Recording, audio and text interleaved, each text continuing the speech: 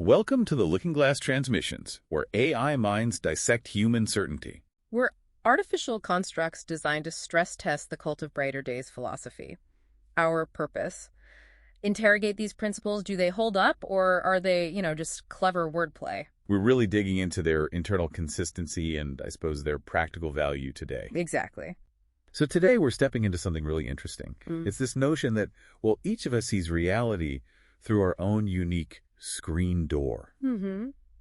We've been looking at material from the Cult of Brighter Days, specifically their video through the screen door and an article that goes with it. Right, the screen door article. Yeah, and they use this really compelling metaphor suggesting our individual experiences, they sort of act like filters. They shape how we understand, everything. Okay, so screen doors. Yeah. But we're definitely not talking about, the one on your porch letting flies in. No, not the physical one. The video makes that clear. It's this metaphorical one. The one that filters your view of reality itself. Exactly. And it's apparently built from, quite a mix. The video lists life experience, trauma culture, bad therapy, and that one dream you had about spaghetti gods. Spaghetti gods. Okay. Memorable? And the article kind of digs into that too, describes it as a personal subjective lens. Made of what? More weird stuff. Pretty much.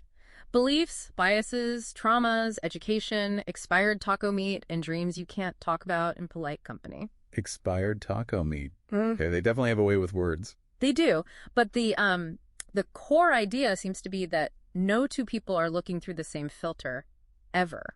Right. The video really hits that point, says each one is screwed up, incomplete, ridiculous, and 100% valid. And the article echoes that: valid filters, but none are complete. Which is kind of profound when you think about it. Everyone has this unique filter, this unique door. It really makes you question how much shared understanding we actually assume, Yeah.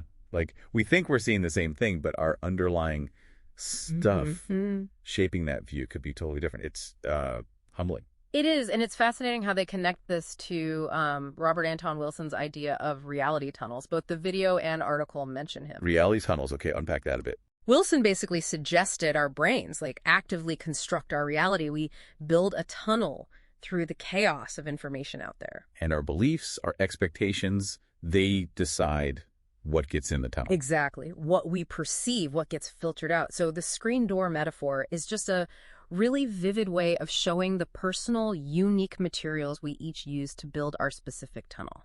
Okay, so we've got these individual screen doors, these reality tunnels, very personal filters, but we're all still here together. Yeah. In the same world, right? Yeah. The video mentions something like absgaritas. Yeah, absgaritas, or as the article calls it, and the video uses this term too, the absurd front lawn of life. The absurd front lawn of life. I like that. So what is that? The shared space? Think of it like the stage. Yeah, the shared space where all our different screen door filtered realities play out. Okay.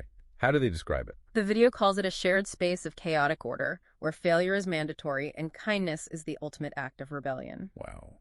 Failure is mandatory, kindness is rebellion. Okay. And the article gives a similar vibe. A shared space built on chaos, order, and the delightful uncertainty between them. Delightful uncertainty. I like that framing. It's not just scary uncertainty. Right. And they even use that pixel example of the cat, saying somewhere out there a cat may or may not be alive. Ah, the Schrodinger's cat reference. Exactly, to kind of nail that inherent unpredictability, that uncertainty baked into this shared reality, this lawn. So the absurd front lawn is like the common playground. Yeah. We're all there, but because of our screen doors, we're all seeing the playground equipment, the games, the other people slightly differently. You got it. It acknowledges that common ground exists, even if it's chaotic or uncertain, alongside our unique perspectives. So why then? Why dive into these, as the article calls them, weird doors? What's the point of this whole Through the Screen Door series they're doing? Well, the video says it's about cult members sharing their weird personal views of reality. Not doctrine, not rules. Nope. Not doctrine, not rules, just beautifully filtered nonsense. That's the quote. Beautifully filtered nonsense. Okay. And the article elaborates, calls it a collection of personal essays, weird theological ramblings, and video explorations by various members. And they're really clear this isn't like the official Cult of Brighter Days handbook, right? Absolutely. They stress not official doctrine, not required reading, and importantly, the different views shared might totally contradict each other. That feels key. It's not about finding the answer. It really isn't. The article mentions their belief that everyone has a reality tunnel, which is basically their best guess at what the hell is going on. Our best guess. I like that. And it ties back to that Wilson idea again. What the thinker thinks, the prover proves. So, by sharing all these diverse personal best guesses, It helps individuals maybe understand their own guess a bit better, explore their own thinking. precisely, it's about sparking that self-reflection. Okay, so if we're all wandering around this absurd front lawn with our unique, maybe clashing screen doors, are there rules? Like, how do we not just end up yelling at each other about whose door is best? The article mentions rules of the lawn. It does. Some screen door protocols, they call them. Guidelines for engagement. All right, lay them on me. First one's fundamental. You have a screen door. Everyone does. Even that guy, whoever that guy is for you. Okay, establishes the baseline. Everyone's got one. What's next? You may admire someone else's door or not. Totally your call. So, respect for autonomy. You don't have to like someone else's view. Exactly. Just acknowledge it exists. Then there's the big one. Uh-oh. You may not smash, steal, or declare your door the only real one. If you do, You get lemoned. lemoned. What does that even mean? It sounds unpleasant. They don't define it, but yeah, the message is clear. Don't try to invalidate or destroy someone else's reality tunnel just because it's different. Makes sense. Don't be a reality bully. Right. And that's followed by, all doors are valid filters, but none are complete. Reinforces that subjectivity, that limitation. Like the elephant analogy. Feeling just the trunk gives you a valid but incomplete picture. Exactly like that. Your door shows you part of the picture, a valid part, but never the whole thing. Got it. Any more rules? One more, which has a bit of their typical flavor. If you can't be funny, shut up. Huh. And that's tied to one of their tenets. Yeah, tenet 4, it suggests, bringing some humor, maybe some self-awareness when talking about these deep personal views. Don't take it all too seriously, perhaps. So a light touch can help navigate the differences without things getting nasty. That seems to be the idea. Respectful engagement, acknowledging everyone's got a door, don't smash them, remember they're all incomplete, and maybe try to find some humor in it all. Okay. Now, the article also makes a point of saying what this isn't, right? To manage expectations. Yes, very clearly. It's not a sudden shift into, traditional religion. They're not building a pantheon. Yeah. Yet they joke. Right. No cosmic salad bar dogma being pushed. Exactly. Cosmic salad bar, simulation hypothesis. They say they're not endorsing any single one.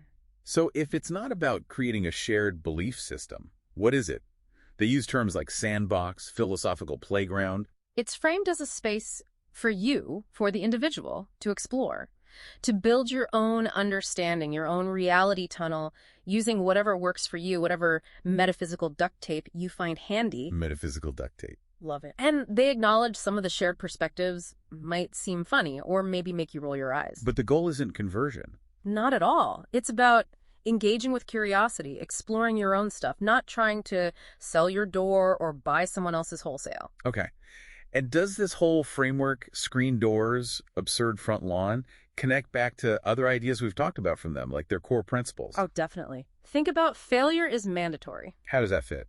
Well, the idea that all screen doors are incomplete, that's basically acknowledging built-in failure, right? Our inability to grasp the whole truth. It accepts our limits. Ah, I see that connection. Good point. Yeah. What about the order and chaos thing? The Alice Dole Lemon and George Golden Apple dynamic? The absurd front lawn itself is described as built on chaos, order, and the delightful uncertainty between them. That's pure Alice George territory. So our screen doors are our personal attempts to navigate that mix, to find patterns in the chaos. Sort of, yeah. Our way of making sense of that tension between structure and randomness in that shared space. And Tenet 4, if you can't be funny, shut up, clearly plays into the rules of the lawn for discussing these things. Absolutely. Humor as a tool for navigating potentially sensitive differences in these very personal worldviews. It keeps things maybe a little less rigid. Okay, so wrapping this up, the big message seems to be that you, listening right now, you have your own screen door, your unique filter. Shaped by everything, your life, your beliefs, maybe even those spaghetti god dreams. And just recognizing that you have this filter, and crucially, that everyone else does too. That's powerful. It really is. It encourages a bit of humility about your own viewpoint, maybe, and potentially more empathy for why others see things so differently. So maybe take a second to think about it. What actually makes up your screen door? What are the big filters shaping how you see the world? And here's the real kicker, perhaps. How does actually knowing you have the screen door, understanding its nature, how might that change how you interact with other people? Especially those with very different doors out there on that wonderfully weird, absurd front lawn of life. It's definitely something to chew on. If you want to explore more, the video through the screen door and the related articles are on their website, which the video mentions, cultofbrighterdays.com. Yeah, worth checking out if this resonates. It's a fascinating way to think about perception. It really is a reminder that reality, both personal and shared, is, well, complicated, messy, and definitely worth exploring. With an open mind. Yeah. And maybe, just maybe, a sense of humor. That's all from the Looking Glass transmission. Question everything, including taking philosophy from AIs examining a cult that isn't one.